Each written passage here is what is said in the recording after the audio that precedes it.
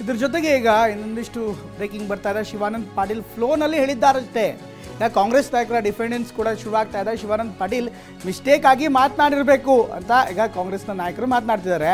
ರೈತರ ಬಗ್ಗೆ ಕಾಳಜಿ ಇದೆ ಅಂತಾಗ ಸಚಿವ ಬೈರತಿ ಸುರೇಶ್ ಅವರೀಗ ಶಿವಾನಂದ ಪಾಟೀಲ್ ಪರವಾಗಿ ಮಾತನಾಡಿದ್ದಾರೆ. ಶಿವಾನಂದ ಪಾಟೀಲ್ ಅವರು ಫ್ಲೋನಲ್ಲಿ ಈ ಥರ ಹೇಳಿದ್ದಾರಷ್ಟೇ, ಅದನ್ನು ತುಂಬ ಗಂಭೀರವಾಗಿ ಸ್ವೀಕರಿಸಬೇಡಿ ಅನ್ನುವಂಥ ದಾಟಿಯಲ್ಲಿ ಮಾತನಾಡಿದ್ದಾರೆ. ಶಿವಾನಂದ ಪಾಟೀಲ್ ಮಿಸ್ಟೇಕ್ ಆಗಿ ಮಾತನಾಡಿರಬೇಕು ಅಂತ ಈಗ ಸಮರ್ಥನೆಯನ್ನು ಮಾಡ್ಕೋತಾ ಇದ್ದಾರೆ. ಆ ಥರ ಏನು ಹೇಳಿಲ್ಲ, ಫ್ಲೋಲ್ಲಿ ಹೇಳಿರ್ಬೇಕಷ್ಟೇ. ಯಾಕಂದರೆ ಶಿವಾನಂದ ಪಾಟೀಲ್ರು ಸಹ ರೈತ ಕುಟುಂಬದಿಂದನೇ ಬಂದಿರೋರು. ಅವರೇನು ಸಿಟಿ ಏನು ಹುಡ್ದೋರಲ್ಲ, ಅವರು ಹಳ್ಳಿಯಿಂದನೇ ಹುಡ್ದೋರು.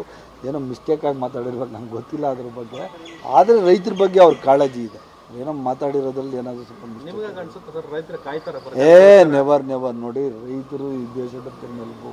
ನಾವೆಲ್ಲರೂ ರೈತರ ಕುಟುಂಬದಿಂದನೇ ಬಂದಿರೋದು. ಹೀಗೆ ರೈತರು ಯಾವತ್ತೂ ಯಾವಕ್ಕೂ ಕಾಯೋರಲ್ಲ.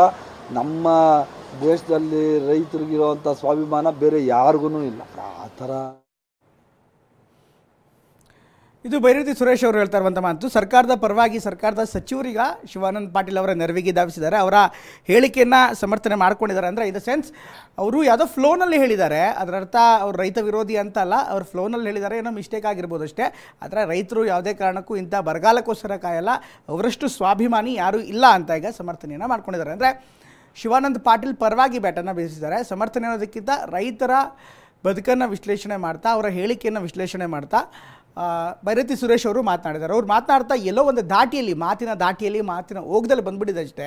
ಆದರೆ ಅದರ ಅರ್ಥ ಅವ್ರು ರೈತ ವಿರೋಧಿ ಅಂತಲ್ಲ. ಇಷ್ಟಕ್ಕೂ ಶಿವಾನಂದ ಪಾಟೀಲ್ ಅವರು ಬಂದಿರೋದಕ್ಕೂ ಸಹ ರೈತಾಪಿ ವರ್ಗ ಕುಟುಂಬದಿಂದಲೇ ಅವ್ರು ಬಂದಿರುವಂಥದ್ದು. ಹೀಗಾಗಿ ನಾವೆಲ್ಲರೂ ಕೂಡ ರೈತರ ಹಿನ್ನೆಲೆ ಇರುವಂಥ ರೈತ ಕುಟುಂಬದ ಹಿನ್ನೆಲೆಯಿಂದಲೇ ಬಂದವರು. ನಮ್ಗೆ ಯಾರಿಗೂ ಕೂಡ ರೈತರ ಮೇಲೆ ಅಗೌರವ ಇಲ್ಲ. ರೈತರು ಯಾವತ್ತಿದ್ರೂ ಕೂಡ ಈ ಸ್ವಾಭಿಮಾನದ ವಿಚಾರ ಬಂದಾಗ ಅವರಷ್ಟು ಸ್ವಾಭಿಮಾನಿ ಯಾರೂ ಕೂಡ ಇಲ್ಲ ಅಂತ ಹೇಳ್ತಿದ್ದಾರೆ.